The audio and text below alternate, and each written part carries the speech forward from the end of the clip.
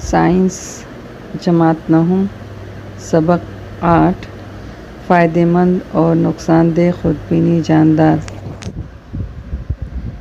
इस सबक में फ़ायदेमंद खुर्दबीनी जानदार और नुकसानदेह खुर्दबीनी जानदार के बारे में पढ़ रहे हैं।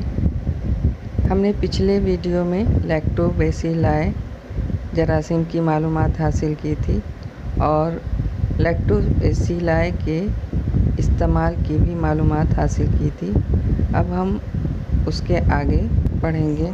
राइज़ोबियम हमबाश जरासीम। आइए अमल करके देखें। मेथी, मूंगफली, सोयाबीन या कोई भी फलीदार पौधे लेकर 3 तक 5% हाइड्रोजन पेरोक्साइड के महलोल से उनकी जरासीम कुशी करें। बाद में 70% इथाइल अल्कोहल के महलोल में 4 तक 5 मिनट रखें। साफ पानी से धोकर गांठों की बेहद पतली तराश करेंगे। एक बेहतरीन तराश सेफ्रानिन के महलोल में 2 से 3 मिनट रखेंगे। स्लाइड पर कवर स्लिप रखेंगे और मुरक्कब खुर्दबीन के ज़रिए उसका मुशाहिदा करेंगे। गुलाबी सलाखनुमा नज़र आने वाले जानदार राइज़ोबियम जरासीम हैं। राइज़ोबियम फलीदार दरख्तों की जड़ों की गांठों में रहते हैं। राइज़ोबियम का रोल और अहमियत। जड़ की गांठों में रहने वाले राइज़ोबियम उन पौधों को नाइट्रेट्स, नाइट्राइट्स और अमाइनो एसिड मुहैया करते हैं और उसके बदले पौधे से कार्बोहाइड्रेट की शक्ल में तवानाई हासिल करते हैं। इस तरह के बाहमी फ़ायदेमंद ताल्लुक़ को हमबाशी कहते हैं।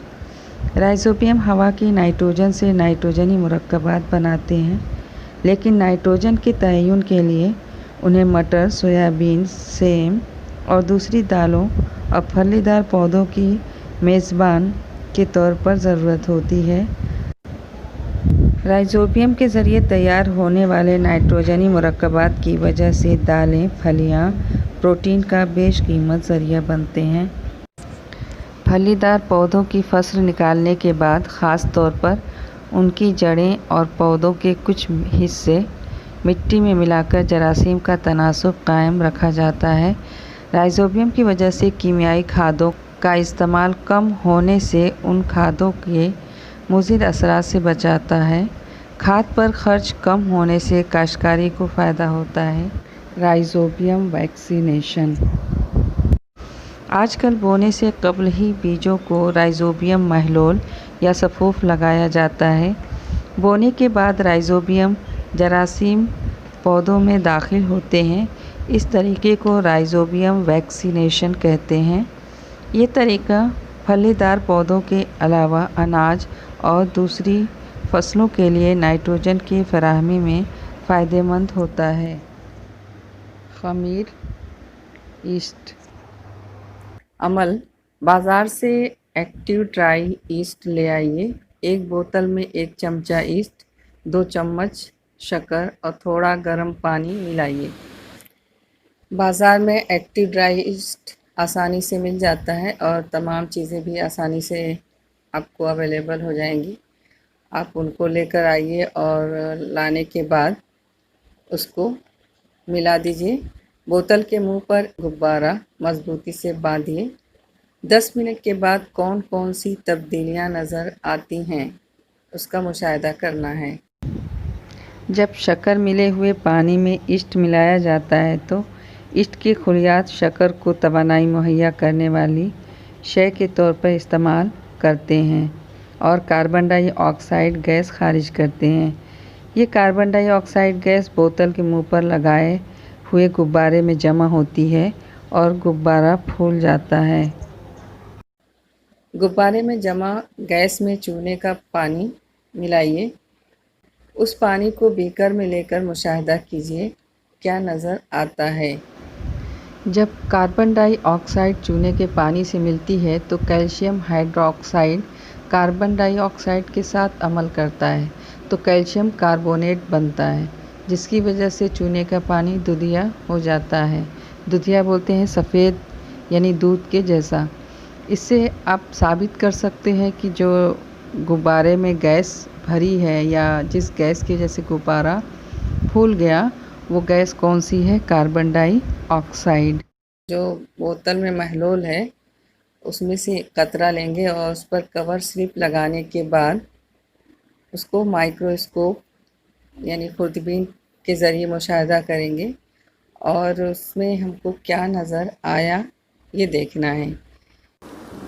जब हम खुर्दबीन के ज़रिए मुशाहिदा करते हैं तब हमें बैज़वी लंबोतरी शफ़ाफ़ फफूद के खुलियात नज़र आते हैं। उन खुलियात से छोटे कुरवी हिस्से चिपके हुए नज़र आते हैं। ये ईस्ट यानी ख़मीर के तैयार होने वाले खुलियात हैं। अफ़ज़ाइश नस्ल के इस गैर जिनसी तरीक़े को कलियाओं का अमल कहते हैं।